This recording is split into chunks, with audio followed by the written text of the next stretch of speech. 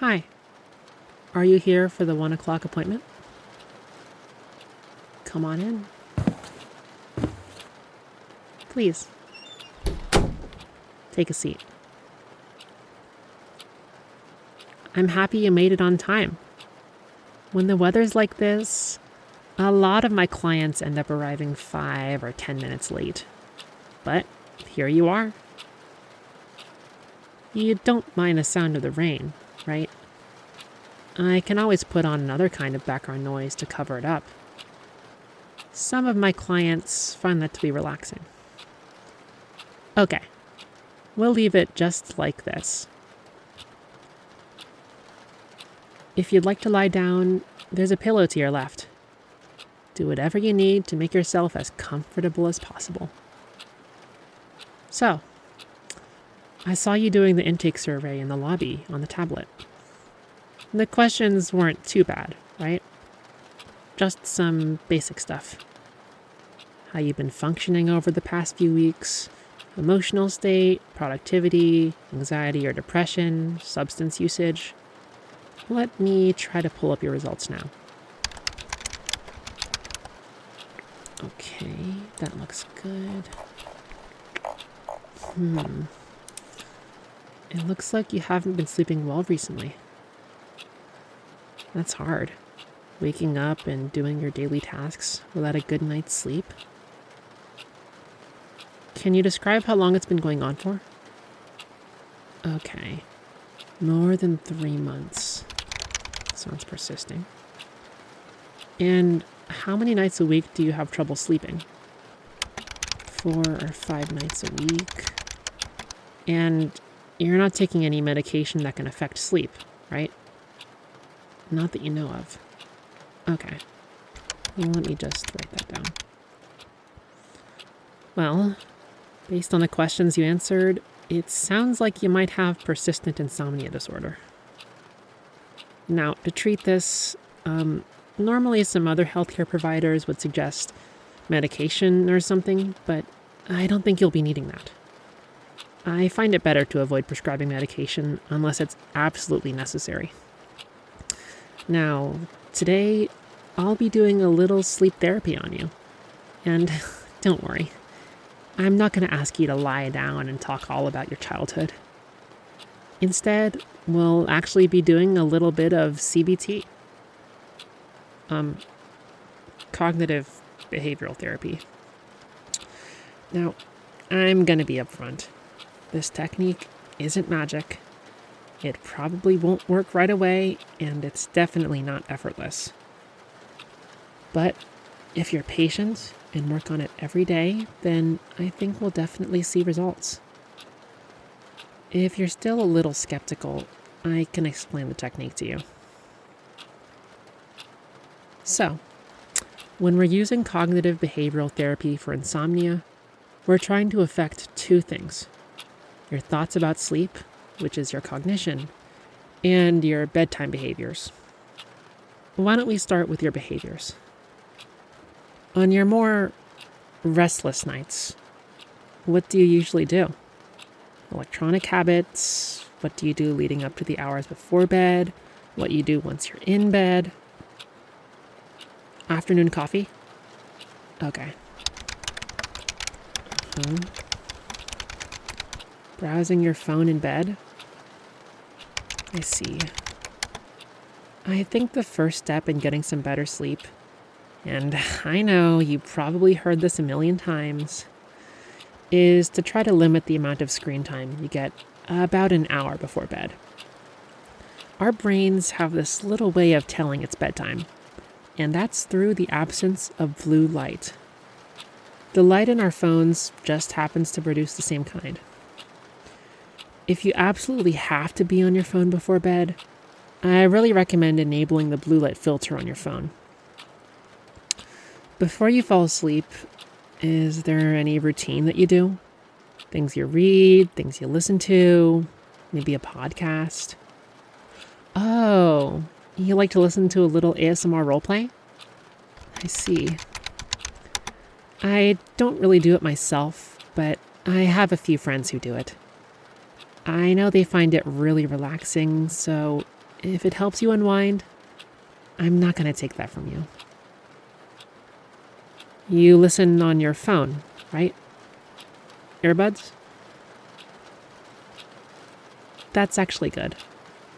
As long as you keep the volume at a low level, the earbuds can act as earplugs, filtering out all kinds of outside noise. If you're watching a video on your device, I recommend positioning the screen downwards so the blue light isn't cast into your room. Additionally, I would try to keep the brightness turned down as much as possible. So, once you're in bed and listening to the video, do you check the clock a lot? Right, the one on your phone. I think it might benefit you to try to check the clock less often. A lot of the time, frustration about not being asleep yet is often what keeps us up. So, if we can reduce the cause of that frustration, that just might help a little bit. If you start getting anxious about how late it is, I recommend some deep breathing exercises. Breathing in for 3 seconds and out for 6 seconds might help reduce your heart rate and put your mind off the urge to check the time. And if you want to, trying to visualize a random shape with a random color every time you breathe in and out might help. Really, you want to be doing any task that requires mental effort, but is simple enough to maintain for long periods of time. Now, let's talk about your thoughts or cognitions about sleep. For the best night's rest, your bed should only be used for 1 or 2 purposes: sleep and that other thing. If you're just hanging out in your room, I highly advise against sitting or relaxing in bed unless you explicitly want to sleep. You really have to train yourself to see the bed in one singular way. If I'm under the covers, I'm going to sleep.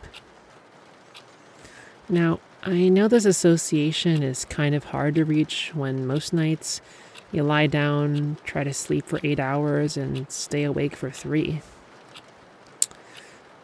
To help change your perception of going to bed, I'm actually going to have you do a little strategy that might seem counterintuitive at first. It's called sleep restriction. You say that you only get 4 or 5 hours of sleep out of 8.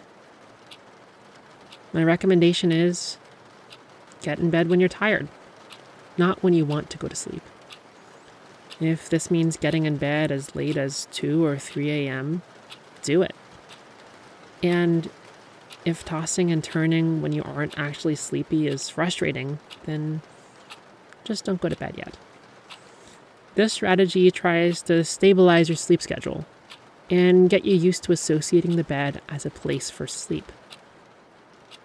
Hopefully, once you establish that connection with a few hours of sleep, you can slowly increase the amount of time that you're asleep, going to bed earlier and earlier until you eventually hit your target bedtime. Oh, I think we only have a few minutes left.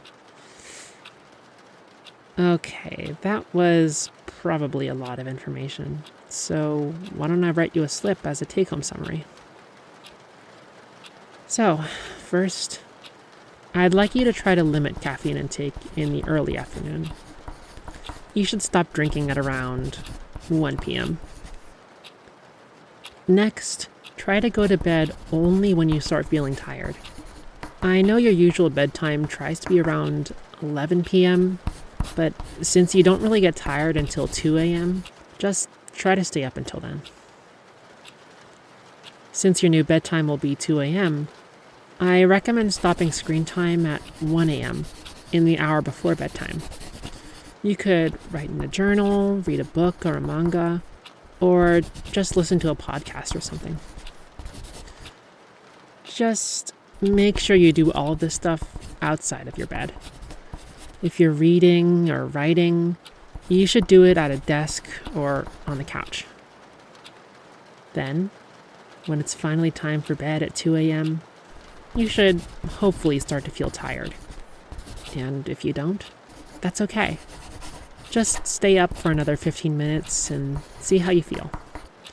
When you're finally ready, start up that ASMR video and head off to sleep. And if you feel the urge to check the clock, just breathe. And that's just about time.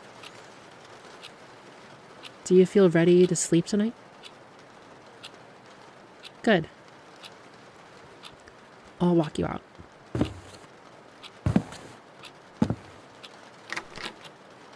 Hey, I'll see you next week, okay? And have a good night.